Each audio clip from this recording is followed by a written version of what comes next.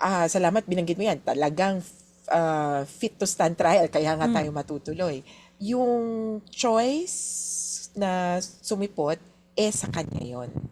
May option sa totoo lang na mag-waive ng appearance. Ang huli kong rinig, hindi naman sila nag-request ng video link, kaya posibleng hindi siya by video humarap. Ako inaasahan ko siya at para sa amin, mas cathartic, di ba, para sa mga biktima na makitang ito na siya, hinaharap niya.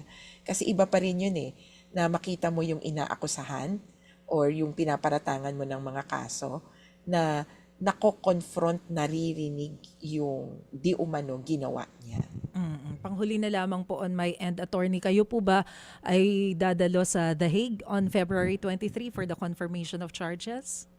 Abay, gusto ko. Oo. Pero syempre marami pang i-consider at kung papaano and in what role. Sa minimum, kung meron po mga biktimang gustong pumunta doon or nakapag-sign up na sa pagpunta.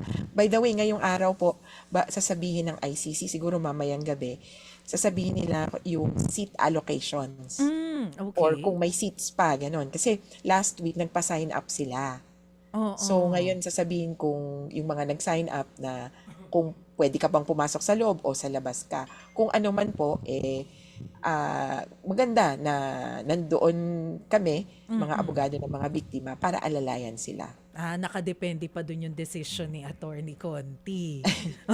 Kung sa loob ba ako, sa labas. Sa loob o sa labas. May upuan ba dyan? Bawal magdala ng sariling upuan. Sasabihin ko na sana Meron akong ano dito folding chair. Hindi pwede.